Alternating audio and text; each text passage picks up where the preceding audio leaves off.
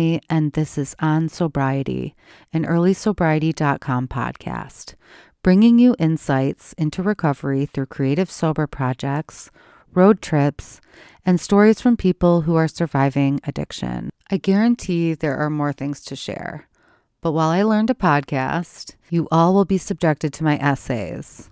If you stick around to listen, please leave a comment to let me know how my writing made you feel. Until then, strap in. Let's go for a short ride. This is On Sobriety.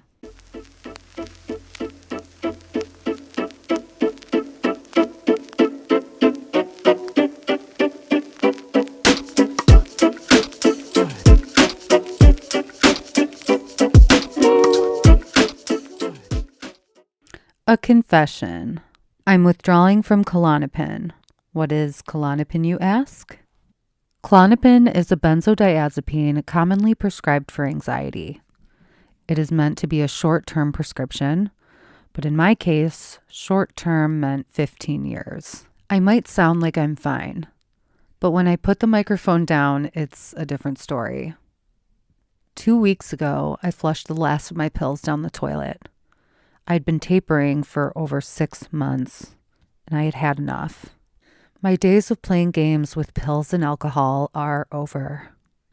I quit drinking on February 26, 2023, which also happens to be my birthday. It was my 40th birthday, and since that day, I have treated all prescription medications with respect. My sobriety is very important to me, and I will go to any lengths to protect that. But enough of my pill drama. Today, I'd like to read you a personal essay I wrote.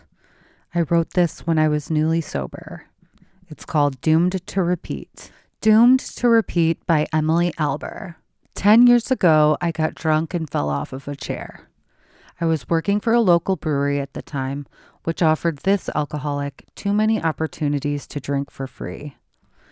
That night, the owner's son, a brewer, he and I went back into the office to continue drinking after the tap room closed. We spent hours discussing marketing strategies for the brand and admired all of the trophies they had won over the years.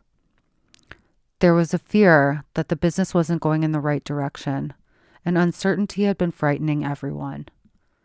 As the night went on, the drinking escalated.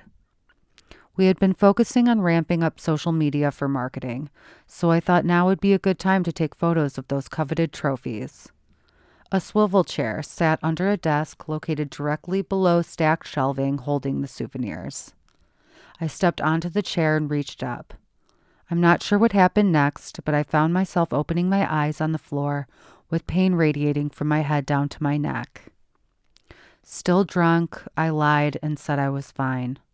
I wasn't, and life would never be the same again.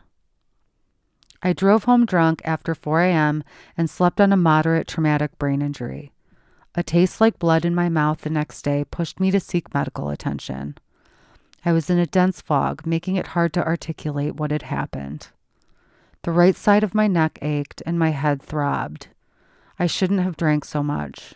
I could have left when I still had control over myself. 2 weeks later, I experienced a delayed reaction. Spinal injuries presented alongside excruciating back pain. I was lucky I hadn't snapped my neck when I fell from the chair and slammed into the office refrigerator. This should have been an eye-opening moment for me, but it wasn't. In the coming weeks, I drank while my brain was healing and used alcohol as pain management for my back. All I have to do is not fall and hit my head again, I told myself. Re-injury could be fatal, but my alcoholism kept me in denial. It's commonplace for alcoholics in active addiction to minimize the damage they are doing when they're drinking. Despite the impact that substance abuse had already had on my body, I was not going to let anything stop me from pursuing my addiction.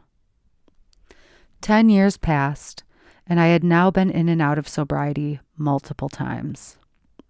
My birthday was a week away, and I had found myself in active addiction once more. Smoking weed was staving off alcohol binging, and I was spending a lot of time in isolation. Partying seemed like the best way to get myself out of a rut, so I called a drinking buddy. Just don't hit your head was not at the forefront of my mind anymore, but I wish it had been. That night I drank to excess and drove late night to McDonald's hungry. When I got home, I negotiated an excited dog at the side door while I balanced my food and my purse in one hand.